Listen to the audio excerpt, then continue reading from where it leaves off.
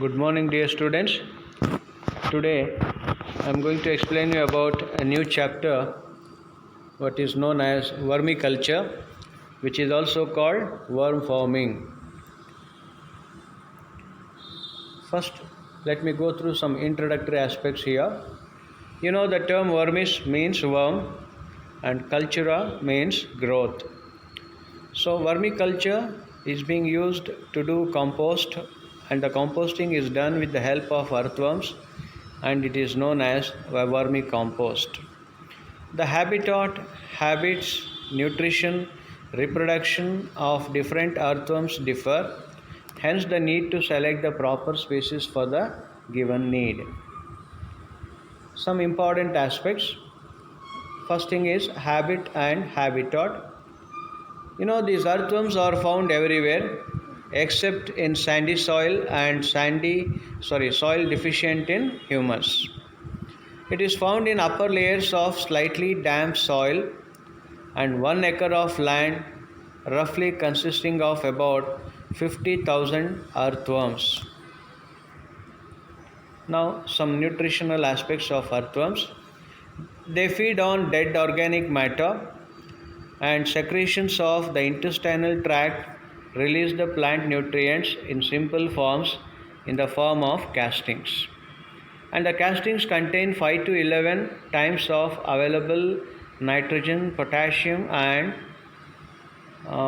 phosphate. Reproduction. These earthworms are hermaphrodites, that means bisexual animals, but there is copulation between two earthworms. Fertilization and development inside a cocoon. Summer is the reproductive season for them, and the cocoons laid from August to October. And the young one hatches out of the cocoon in 2 to 3 weeks. So this is a brief summary of their reproduction. Now coming to Pheretima, which is the most common type of earthworm, and it is common large sized earthworms.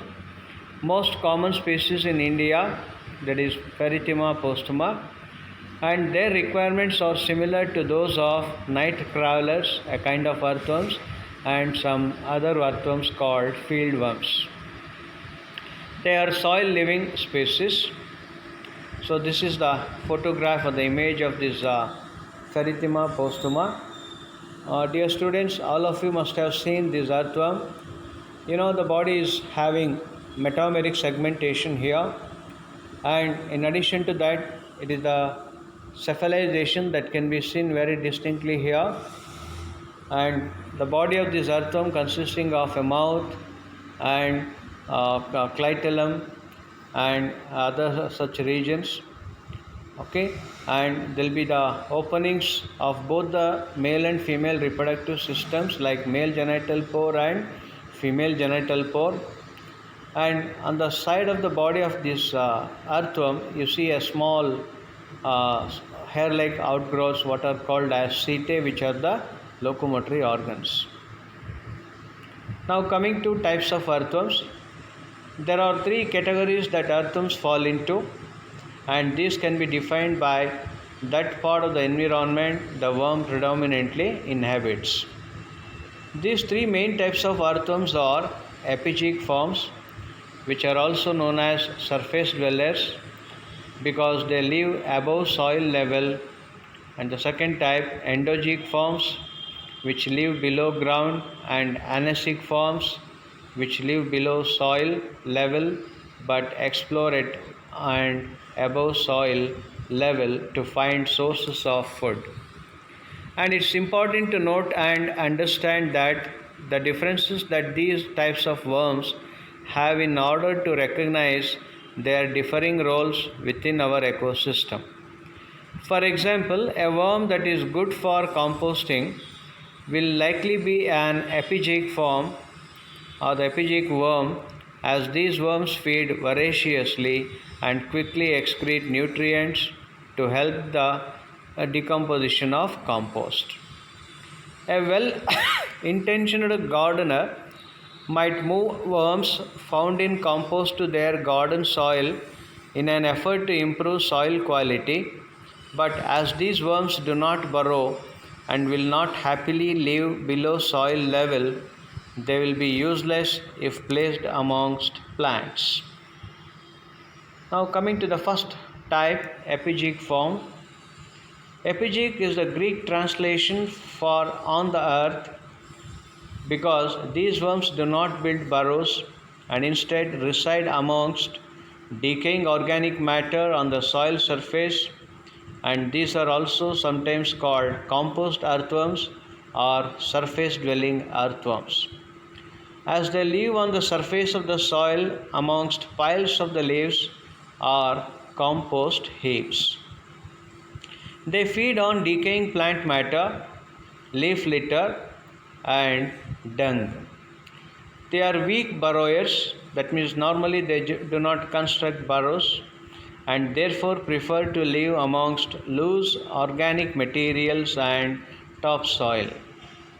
They have a dark coloring that enables them to live above ground level more safely, camouflaging themselves in piles of leaves or topsoil.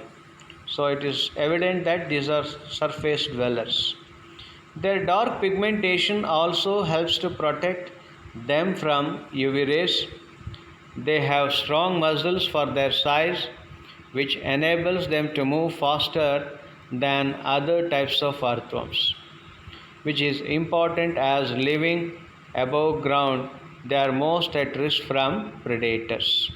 So you observe one thing here, that nature has given a kind of boon to these kind of earthworms, that they move very faster because they are surface dwellers.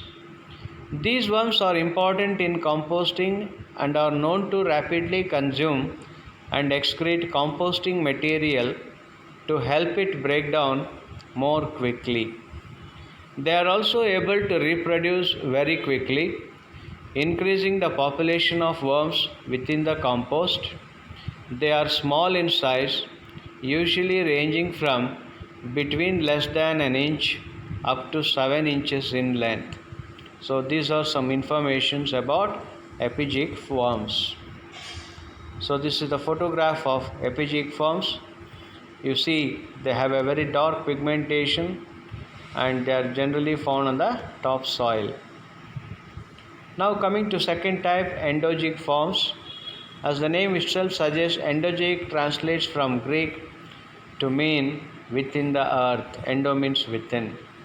And accordingly, these worms burrow within the top layers of soil and rarely come up to the surface, preferring instead to literally live within the earth.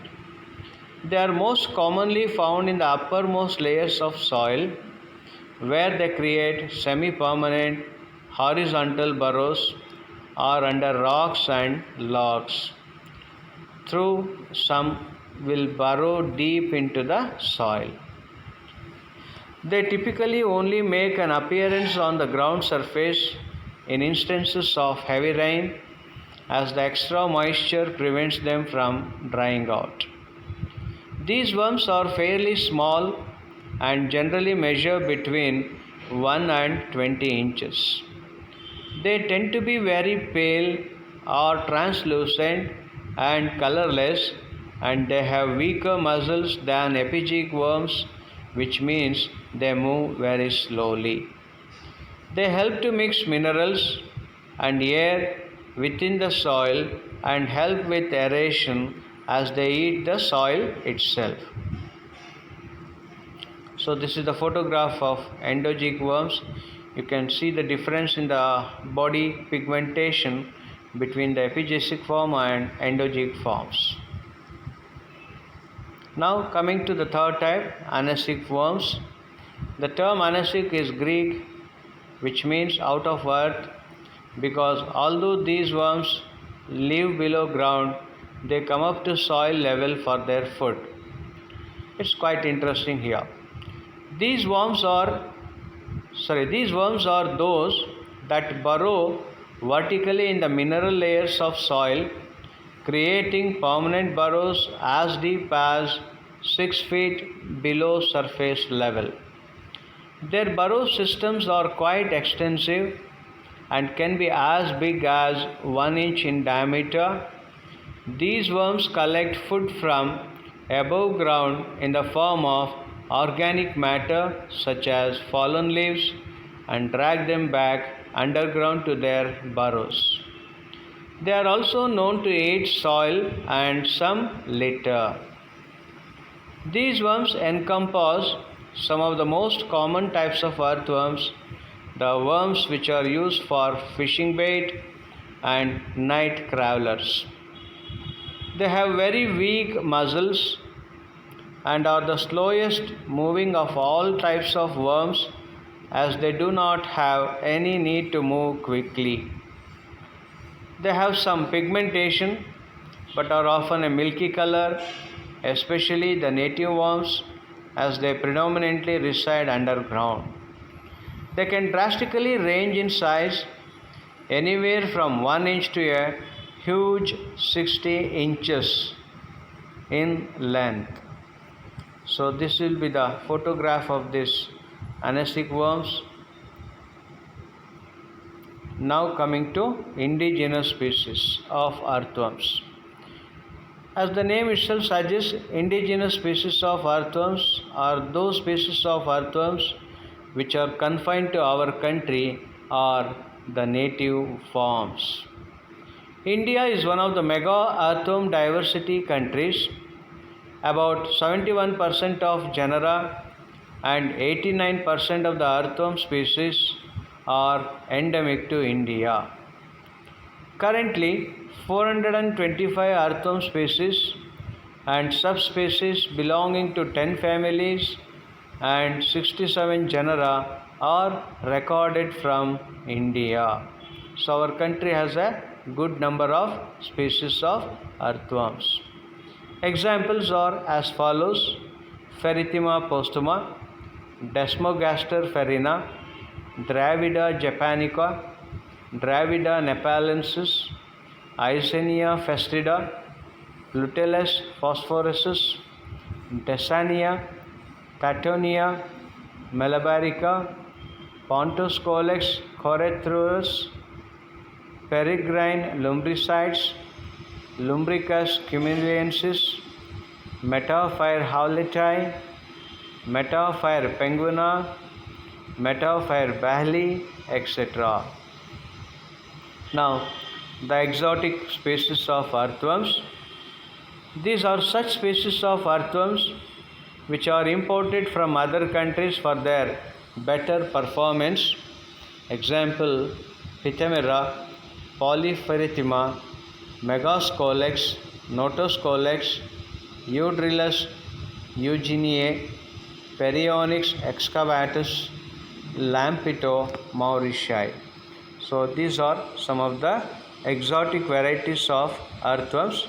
So dear students, at this level let me stop for today, and in the next class we will discuss about the details of vermicomposting methods and its applications or uses.